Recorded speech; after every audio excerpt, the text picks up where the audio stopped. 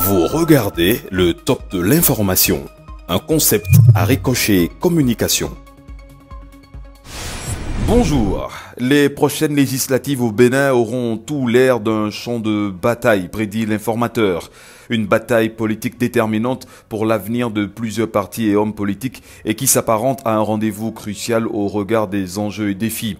Le niveau du débat politique va monter d'un cran. Le matinal observe la 19e circonscription électorale et annonce un véritable ouragan qui risque de s'abattre sur le parti du renouveau démocratique, orphelin depuis peu de deux figures importantes qui ont pris leur distance. Jean-Claude Roussou, ministre de l'Énergie, et Mathurin de Chacus, opérateur économique, ont claqué la porte du PRD. Pour ces deux ex-alliés du président Rumbidji, la parole donnée est sacrée et leur amitié avec le président Talon n'est pas marchandable.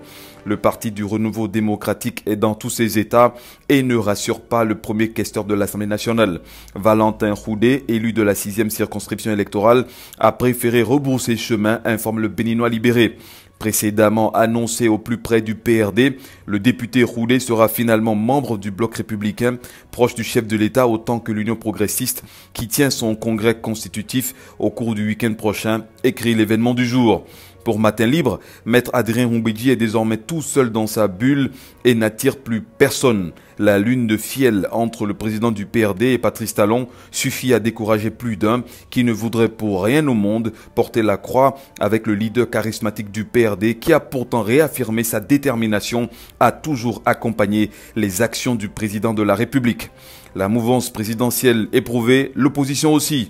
Plus rien ne va entre les principaux leaders qui se déchirent au point de susciter le départ des forces courues pour un Bénin émergent, rapporte Aboubacar Takou du Béninois Libéré. De la tension est aussi remarquable par le nouvel observateur dans la maison justice. Les hommes en toge ont adressé à la Cour constitutionnelle un recours en inconstitutionnalité du texte de loi portant création de la Cour de répression des infractions économiques et du terrorisme. En bref, à la une de la Nation, la télévision numérique terrestre entrera dans sa phase opérationnelle d'ici quelques semaines. Le gouvernement y tient et a mandaté la ministre de l'économie numérique qui a visité ce lundi 26 novembre 2018 le site d'Abomey-Calavi qui accueille l'une des installations fonctionnelles de la TNT.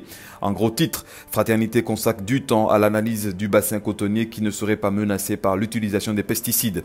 À Malanville et à Candy, le groupe de presse Canal 3 se rapproche des populations par l'ouverture de 2 antennes et le lancement de la radio Dialogue FM. Enfin, la Banque centrale des États de l'Afrique de l'Ouest mobilise plusieurs acteurs une semaine durant sur le thème de l'inclusion financière.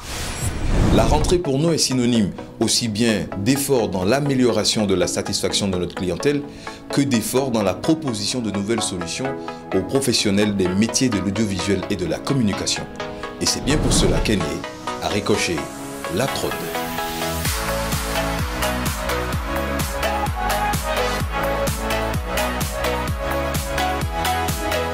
Vous êtes graphiste, vous êtes monteur, vous êtes ingénieur, vous êtes architecte. Vous avez des clients, vous avez des opportunités, mais pas de matériel pour travailler. Nous avons pour vous du matériel de dernière génération avec la dernière version de tous les logiciels.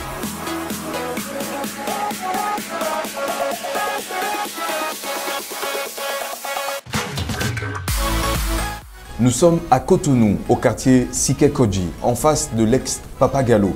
Contactez-nous en nous appelant au 97 14 60 00 ou envoyez-nous un mail à l'adresse aricochetcom@gmail.com.